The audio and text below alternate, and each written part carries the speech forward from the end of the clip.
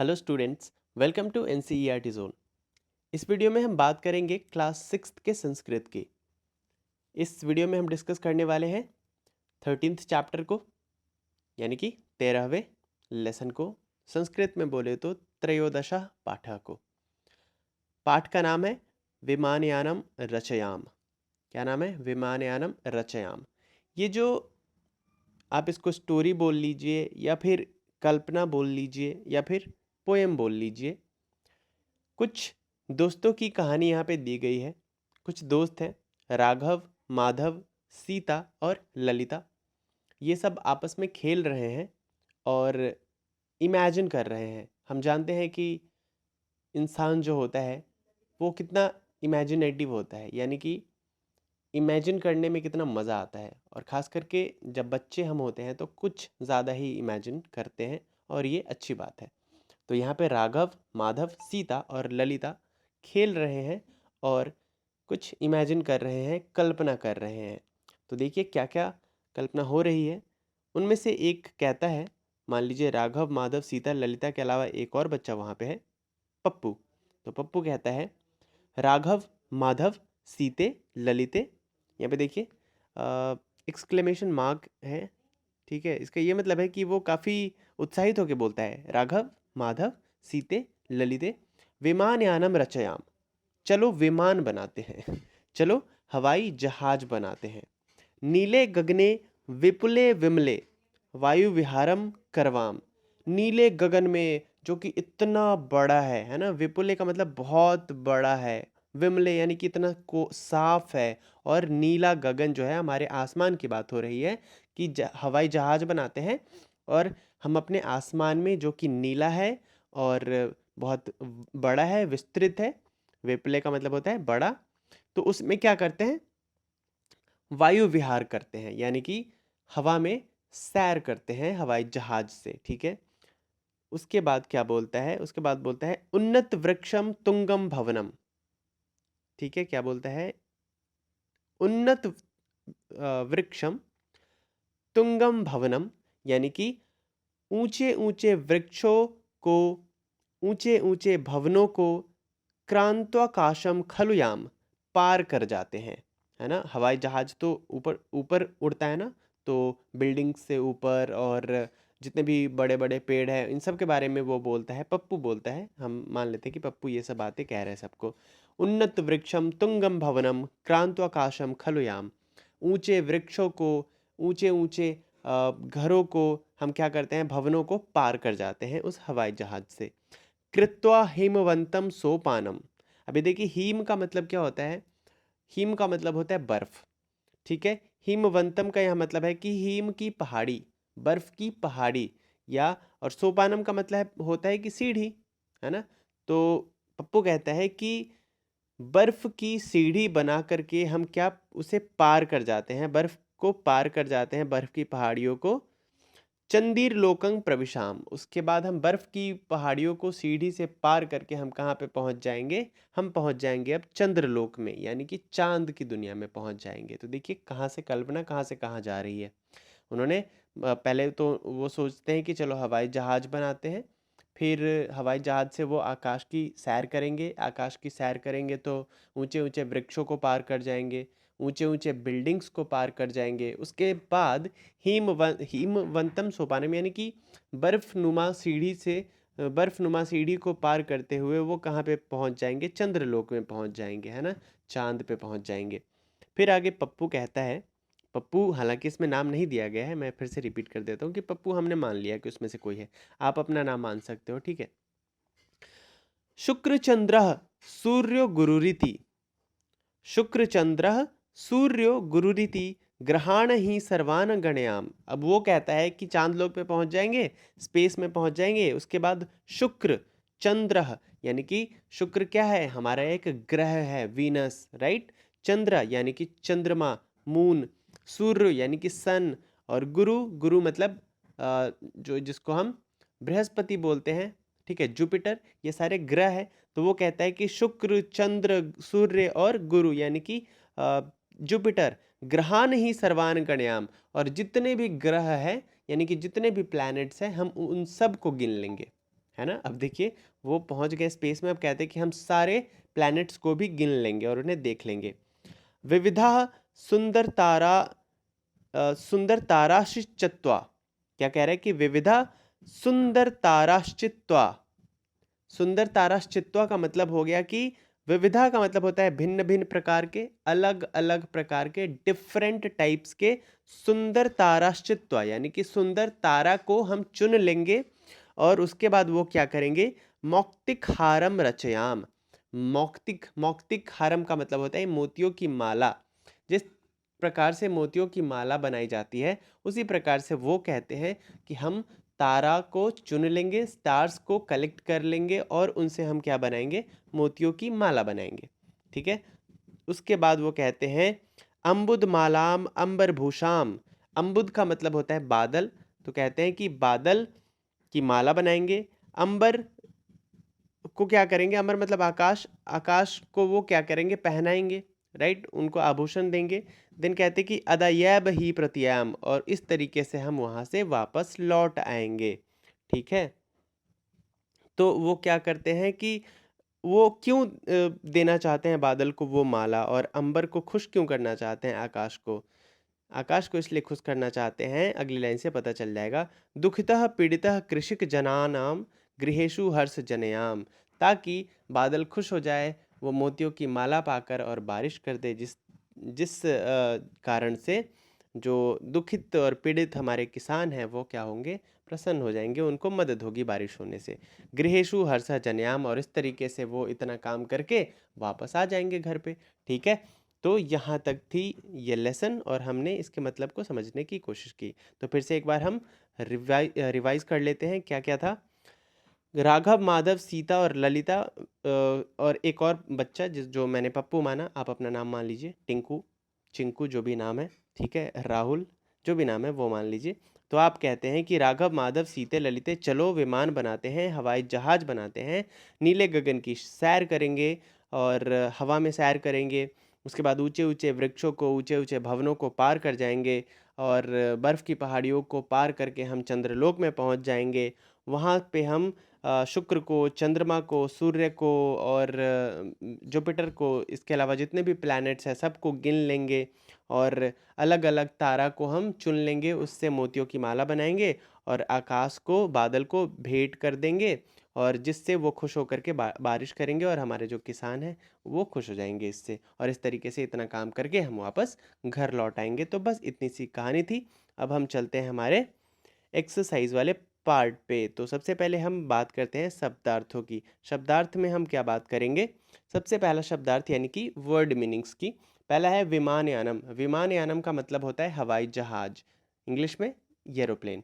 Then रचयाम का मतलब होता है बनाए, शुड मेक। विपुले का मतलब होता है विस्तृत यानी कि बड़ा, है ना, आकाश कितना बड़ा होता है, विपुल। विमले का मतलब निर्मल, निर्मल यानी कि कितना स्वच्छ होता है वो जो आकाश होता है, ठीक है, कितना साफ होता है। उसके अलावा है वायु विहारम यानी कि वायु यात्रा, आकाश में यात्रा। करवाम का मतलब करे। उन्नत वृक्ष मतलब ऊंचे वृक्षों को। तुंगम यानी कि ऊंचा। क्रांत्वा पार करके, और याम चले। उसके बाद है हिमवंतम सोपानम, बर्फ की सीढ़ी को, आइस लैडर। चंद्रलोकम का मतलब चंद्रलोक को। प्रविशाम यानी कि प्रवेश करे, एंटर करे, है ना। गणयाम का मतलब गिने। चित्वा चुनकर। मौक्तिक हारम मोतियों के हार को। अम्बुदमालाम यानी बादलों की माला को। अंबरभूषाम यानी कि आकाश की शोभा को। प्रतियाम का मतलब लौटे, प्रतियाम मतलब लौट जाना, रिटर्न हो जाना। जनयाम का मतलब उत्पन्न करना, है ना, जनना। उसके अलावा आदाय का मतलब लेकर। ठीक है। तो यहाँ तक थे वर्ड मीनिंग्स। अब आगे चलते हैं, आगे क्या है, अभ्यास प्रश्नों को देखते हैं। सबसे पहला अभ्यास, जो अभ्यास प्रश्न है वो है पाठे दत्तम गीतम सस्वरम गायत। पाठ के गीतों को मतलब स्वर के साथ गाइए। तो ये तो आपको गाना है, ये मैं गाऊंगा नहीं। सेकेंड क्वेश्चन है कोष्ठकांत गर्तेषु शब्देषु तृतीय विभक्तिम योजयित्वा रिक्तस्थानानि पूरयत। यानी कि कोष्ठक में जितने भी शब्द दिए गए हैं ना, कोष्ठकांतर्गतेषु। तो कोष्ठ के अंतर्गत जितने भी शब्द दिए गए हैं उनमें क्या करना है आपको, तृतीया विभक्ति बनाना है और तृतीया विभक्ति बना करके इन कोष्ठक में डालना है। ठीक है, तो तृतीया विभक्ति क्या होती है पता ही होगा आपको। कर्ता ने कर्म को करण से, ये हो गया कारक, और बाल का बाल को बाल का। तो तृतीया विभक्ति में क्या आ जाएगा, तृतीया विभक्ति में आपका आ जाएगा जितने भी वर्ड्स होंगे ना उसमें क्या लगाएंगे आप, एन लग जाएगा। ठीक है, तृतीया विभक्ति में एन लग जाता है। ठीक है, तो विमल होगा तो विमलेन लग जाएगा, कमल होगा तो कमलेन लग जाएगा, बालक होगा तो बालकेन लग जाएगा। ठीक है, तो आइए देखते हैं। कह रहा है कि पहले क्वेश्चन में सा डैश जलेन मुखम प्रक्षालयति, वह किसके जल से, मतलब कैसे जल से मुंह को धोती है। प्रक्षालयति का मतलब होता है धोना। तो विमल का तृतीय विभक्ति क्या हो जाएगा, विमल का तृतीय विभक्ति हो जाएगा विमलेन। क्या हो जाएगा, विमलेन। तो हम यहाँ पे क्या लिखेंगे, विमलेन। एक्चुअली मेरे पास पेन है नहीं तो हैंडराइटिंग ऐसी ही होगी, इसको आपको बेयर करना पड़ेगा। सेकंड है राघवः। तो देखिए एक बार इसका मतलब पढ़ लेते हैं। क का सा विमलेन जलेन मुखम प्रक्षालयति, वह स्वच्छ जल से मुंह धोती है। ख है राघवः डैश विहरति। तो विमानयान का जो हो जाएगा आपका तृतीय विभक्ति वो हो जाएगा विमानयानेन। क्या हो जाएगा, विमानयानेन। तो राघवः विमानयानेन विहरति, तो यहाँ पे लिख देता हूँ मैं विमानयानेन। ठीक है, तो राघव विमान से घूमता है, जहाज से घूमता है। ग है कंठ डैश शोभते, कंठ डैश शोभते। कंठ यानी कि गला, तो गले में क्या शोभता है, तो मौक्तिक हार यानी कि मोतियों का हार। मौक्तिक हार का तृतीय विभक्ति क्या हो जाएगा, मौक्तिक हारेण। मौक्तिक हारेण, मौक्तिक। अच्छा चलिए यहाँ पे नहीं लिखते हैं, कहीं और लिख देते हैं, उसी साइड लिख देते हैं।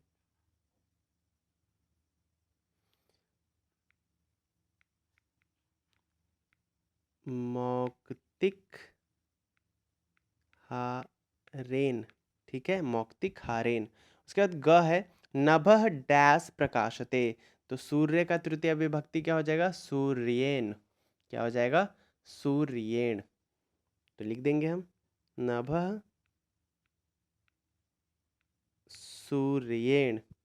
गलत लिख दिया मैंने, रुक जाइए, फिर से मैं ट्राई करता हूँ। सूर्येण, ये बिल्कुल सही है। चलिए उसके बाद है पर्वत शिखरम डैश आकर्षकम दृश्यते।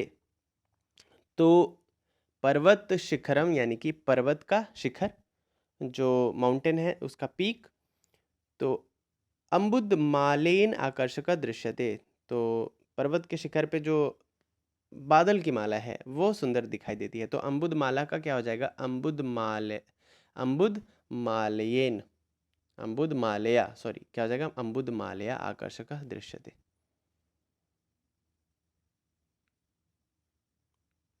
अम्बुद मालया।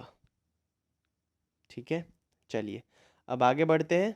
आई होप आपने इसको नोट कर लिया है, अगर नहीं किया तो स्क्रीनशॉट ले लीजिए। ठीक है, चलिए आगे बढ़ते हैं। नेक्स्ट है भिन्न वर्गस्य पदम चेनुतः। आपको कुछ वर्ड्स दिए गए हैं, कुछ शब्द दिए गए, उनमें से एक है जो कि डिफरेंट है, आपको उसको चुनना है।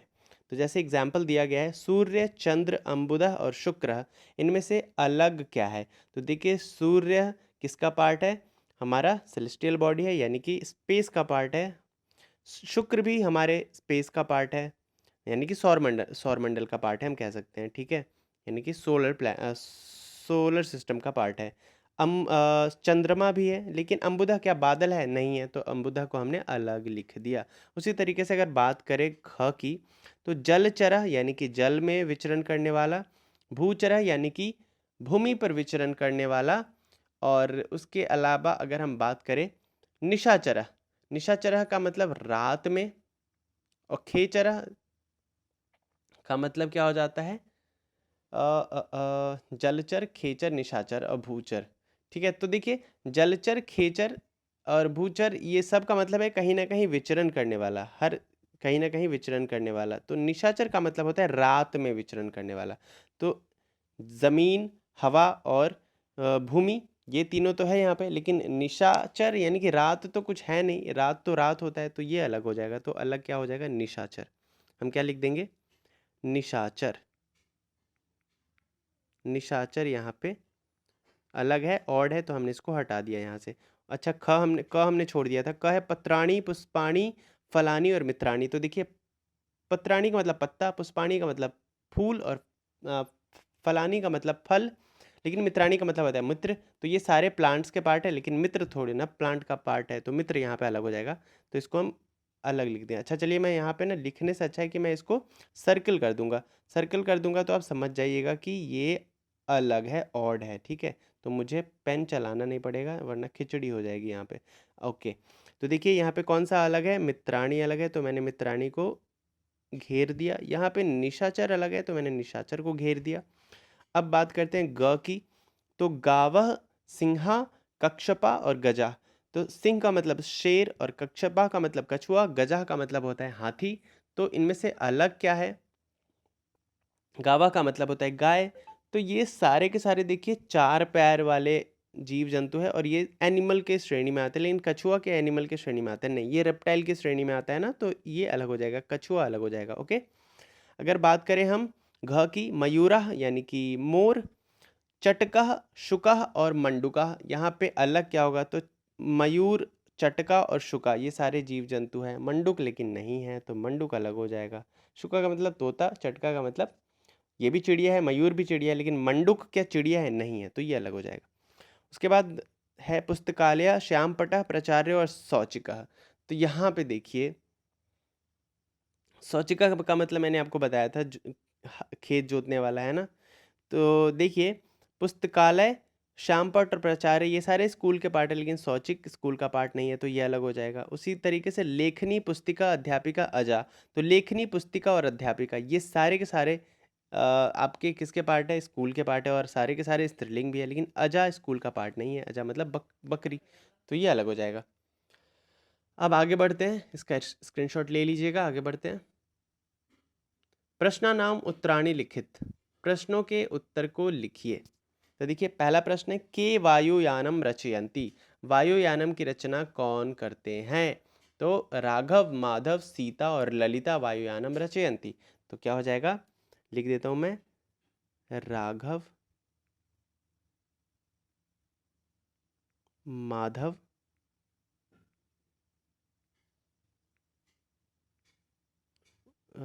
सॉरी, राघव, माधव, उसके बाद सीता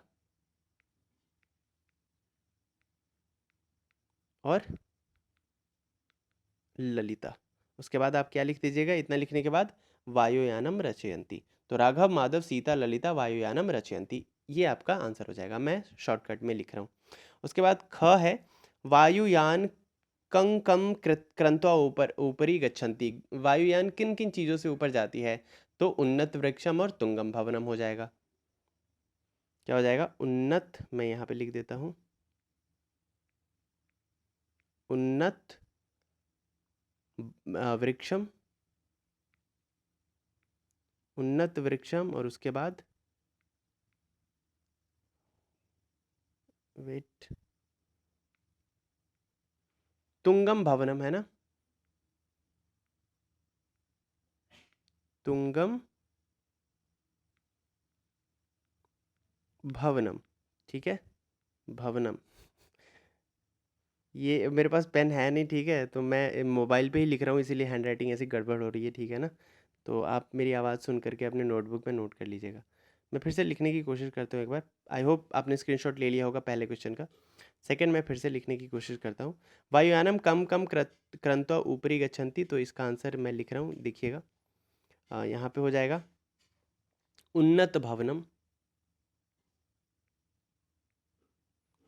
उन्नत भवनम, और उसके बाद उन्नत वृक्षम, उन्नत वृक्षम और तुंगम भवनम। ठीक है, इतना लिख लीजिएगा, भवनम। तो क्या हो जाएगा ख का आंसर? वायुयानम उन्नत वृक्षम तुंगम भवनम क्रंत्वा ऊपरी गच्छति। उसके बाद चलिए नेक्स्ट क्वेश्चन लेते हैं। नेक्स्ट है ग, वयम कीदृशम सोपानम रचयाम। वयम कीदृशम वायुयानम सोपानम रचयाम। तो हम कह रहे हैं कि किस चीज़ का सोपान उन्होंने रचना करने की कोशिश, मतलब उन्होंने बात करी है। तो सोपान का मतलब होता है सीढ़ी, तो बर्फ की सीढ़ी की बात उन्होंने की है। तो क्या हो जाएगा? वयम हीमवंतम सोपानम रचयाम। तो क्या हो जाएगा? वयम हीमवंतम, मैं सिर्फ लिख देता हूँ हीमवंतम। क्या लिख दूँ? हीमवंतम, हीमवंतम। ओके, तो पूरा उत्तर क्या हो जाएगा? वयम हीमवंतम सोपानम रचयाम। अगला प्रश्न है, वयम कस्मिन लोके प्रविशाम। हम किस लोक में प्रवेश करेंगे? तो चंद्र लोक में करेंगे ना। तो क्या हो जाएगा? वयम चंदिरलोकम, चंदिरलोकम। तो क्या हो जाएगा? वयम चंदिरलोकम प्रविशाम, चंद्रलोके पर प्रविशाम। चलिए अगला प्रश्न लेते हैं। अगला प्रश्न यहाँ पे है, आकाशे कह चित्वा मौक्तिक हारम रचयाम। आकाश में क्या चुन करके उन्होंने मोतियों की माला बनाने की बात की? तो आकाशे विविधा सुंदर ताराश्चित्वा, यानी कि अलग अलग तारों को चुनकर उन्होंने बात की है। तो क्या हो जाएगा?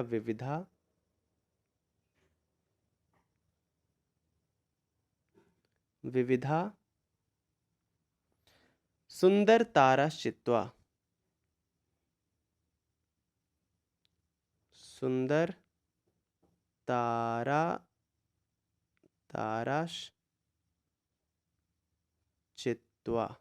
पूरा क्या हो जाएगा? सुंदर ताराश्चित्वा। तो उन्होंने आकाश में क्या बात की है? आकाशे विविधा सुंदर ताराश्चित्वा मौक्तिक हारम रचयाम। अगला प्रश्न है और अंतिम प्रश्न है, केशाम गृहेषु हर्षम जनयाम। और किस तरीके से वे घर को वापस आएंगे? तो दुखित, मतलब किनके घर में खुशियाँ आ जाएगी? तो दुखिता पीड़िता कृषि जनानाम गृहेषु हर्षम जनयाम। दुखित पीड़ित कृषकों के घर पे। तो क्या हो जाएगा यहाँ पे? दुखित पीड़ित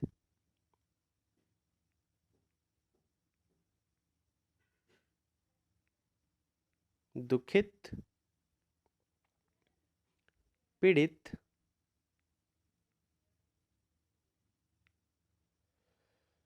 कृषि जनानाम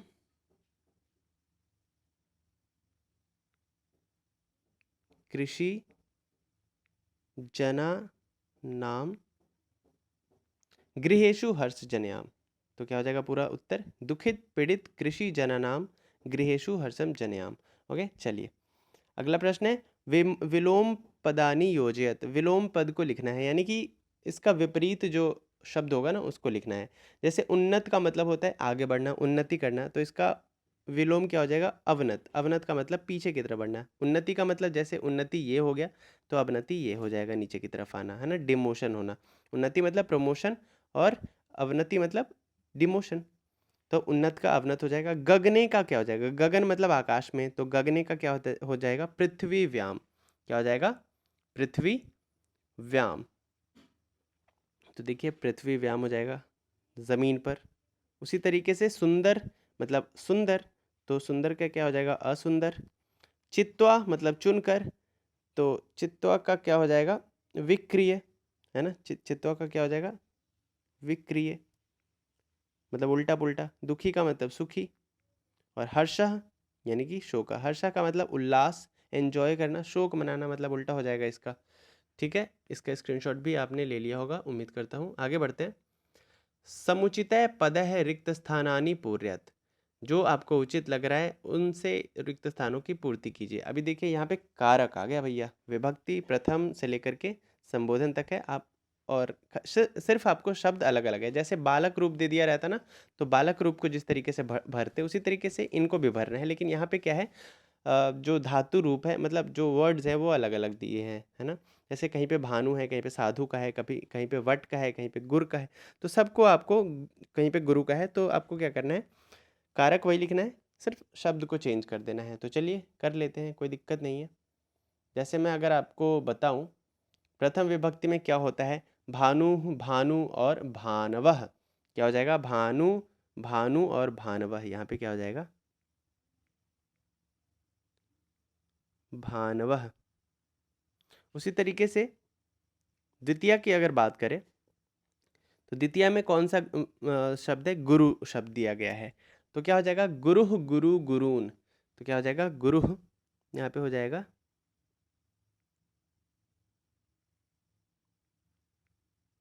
गुरुः, और यहाँ पे गुरु, गुरून्। वहीं पे तृतीया की बात करें तो पशु शब्द दिया गया है। तो पशुभ्याम तो दिया गया है हमें द्विवचन, तो एक वचन और बहुवचन में क्या होगा, तो पशुना, पशुभ्याम, पशुभी होता है। तो यहाँ पे हो जाएगा पशुना, पशुना, पशुभ्याम दिया हुआ है, और अंत में क्या हो जाएगा, पशु, पशु, पशुभिः।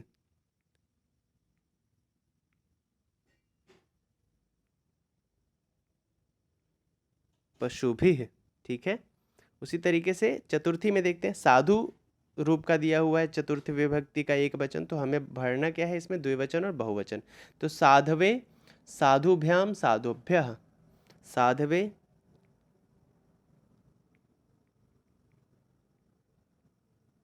साधुभ्याम, और यहाँ पे क्या हो जाएगा, साधुभ्यः, साधुभ्यः, ठीक है। चलिए, पंचमी में है वटोह, यानी कि वट रूप का भरने में एक वचन दिया गया है, तो क्या हो जाएगा, वटोह, वटुभ्याम, वटुभ्यः। यहाँ पे हो जाएगा वटुभ्याम, वटुभ्याम, और यहाँ पे हो जाएगा वटुभ्यः, वटुभ्यः, ठीक है। उसी तरीके से षष्ठी में देखें तो गुरु का दिया हुआ है, गुरोह, तो हो जाएगा गुरोह, गुर्योह, गुरुणाम। यहाँ पे हो जाएगा गुर्योह, गुर्योह। चलिए मैं फिर से लिख देता हूँ इसको,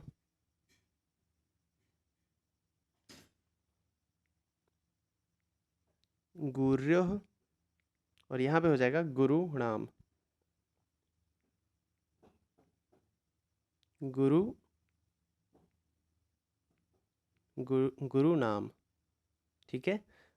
सप्तमी में शिशु शब्द का दिया है, शिशो, तो क्या हो जाएगा, शिशो, शिश्वोह, शिशिशु, सॉरी, शिशोह, शिश्वोह और शिशुषु, शिशुषु, ठीक है, नॉट सुसु, शिशुषु। चलिए लिखते हैं, शिशो के बाद हो जाएगा शिश्वः,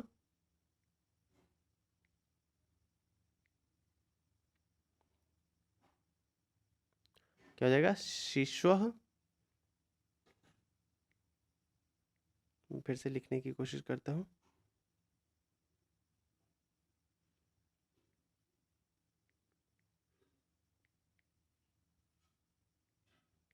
शिश्व, और यहाँ पे हो जाएगा शी शिशु, ठीक है। और अंतिम है संबोधन, हे विष्णु, यहाँ पे विष्णु का दिया हुआ है, तो हे विष्णु, हे विष्णु, हे विष्णवः। यहाँ पे हो जाएगा हे विष्णु, और यहाँ पे दिया हुआ है हे विष्णवः, हे विष्णवः।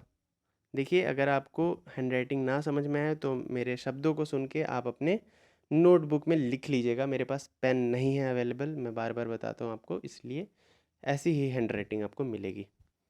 चलिए अगला प्रश्न लेते हैं, इसका स्क्रीनशॉट लेके अपने नोटबुक में लिख लीजिएगा, जैसे भी लिखना हो, ठीक है। चलिए अगला प्रश्न है, पर्याय पदानि योजयत, मतलब पर्याय का मतलब होता है कि जो सम्मानार्थक शब्द है ना, सिनोनिम्स, उनको लिखना है। जैसे गगने का क्या हो जाएगा, आकाशे, एक ही मतलब होता है दोनों का। विमले यानी कि स्वच्छ, तो विमले का निर्मले एक ही मतलब होता है। चंद्र का क्या हो जाएगा, चंद्र का निशाकरः, सेम मतलब होता है। ठीक है, मतलब रात। ठीक है, उसके बाद देख लेते हैं। सूर्य का हो जाएगा दिवाकर, एक ही मतलब होता है दिवाकर और सूर्य का। अंबुदः का हो जाएगा जलदः, एक ही मतलब होता है। तो बस इतने ही प्रश्न थे हमारे 12th चैप्टर में। तो यहाँ पे हमारा चैप्टर फिनिश होता है। मिलते हैं अगले वीडियो में अगले लेसन के साथ। तो अगर आपने अभी तक सब्सक्राइब नहीं किया है एनसीईआरटी जोन को तो कर लीजिए, अगर आप चैनल पे नए हैं तो। साथ ही साथ इंस्टाग्राम पे हमारी आईडी है, आपको मिल जाएगी @NCERT जोन के नाम से, तो वहाँ पे जाके आप हमें फॉलो कर सकते हैं। साथ ही साथ अगर आप फेसबुक पे है तो वहाँ पे भी एनसीईआरटी जोन के नाम से हमारा पेज मिल जाएगा, वहाँ पे जाके आप लाइक कर दीजिए हमें। और चैनल को तो सब्सक्राइब कर लीजिए। कमेंट करके बताइए कैसा लगा वीडियो, अच्छा लगा तो लाइक करिए और शेयर करिए अपने दोस्तों के साथ।